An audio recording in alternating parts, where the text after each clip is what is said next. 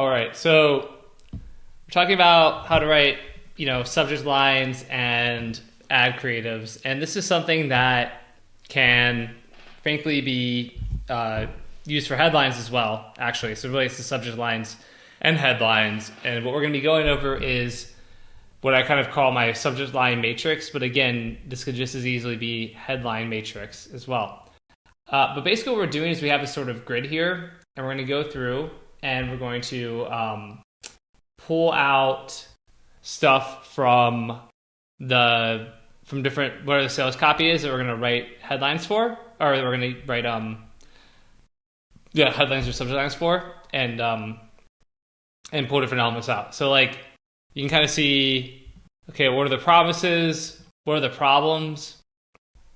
If they're dimensionalized, remember dimensionalized means like it's not just don't have money, but it's like, always feeling panicked at a restaurant when the bill comes because you're really hoping that your credit card won't get declined.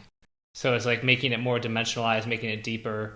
If there's a new cause discovered of the problem, if there's a new mechanism, remember, so it's like, it turns out that the secret to losing weight's not this, but it's this, or the secret to getting ahead with your retirement investing isn't to do this, but it's to do this. If the well-known kind of remedy or solution is wrong or bad, we're going to note that from the copy. The well-known problem or taboo is really a solution, right? So if like the copy that you're pulling out subject lines and headlines for is saying something about how eating bacon helps to reduce blood pressure, that would go there. Or why putting your money in an RRA is retirement suicide. If that was something that was in some copy that you're writing, you put it there.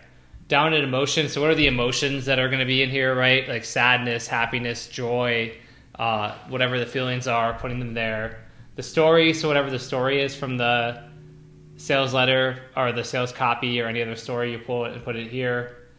Conflict, controversy, conspiracy, challenge, shock, anything like, big pharma doesn't want you to know this, or controversial method for investing, or like, CNN called him the most hated man on Wall Street. Things like that would be interesting there. If there's problems with the normal solution, I guess this kind of goes with the well-known remedies, wrong or bad, to be honest with you. In fact, I feel like I'm going to do in real time. I'm going to just remove this because really it's like that's kind of like the same thing, which is actually good because then it gives us a little more space to work with, which is actually going to be nice. Let's just see a minute. People, right? So people are mentioned in the sales copy. So like a doctor, lawyer, the cousin, the name of the avatar, spokesperson, whatever it is.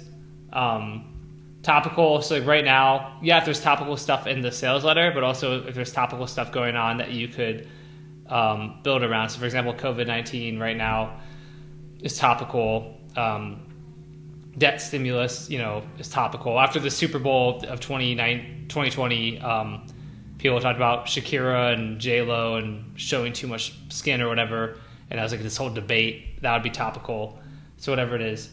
Believability, if there's it's really, it could be credibility, same thing. Credibility factors that are in the sales copy. Urgency or scarcity, is there any like, limited time only, 15 copies only, 100 copies only, limited supplies. And then targeted would be like, is it the copy targeted to a specific demographic, right? Like 30 to 45-year-old women or 25 to 29-year-old men or whatever it is, targeted, right? So again, we're just basically going to pull stuff from the sales letter, and that's what we're going to do there. So let me, I'll stop it here if this one just being the overview, and then we'll do some examples.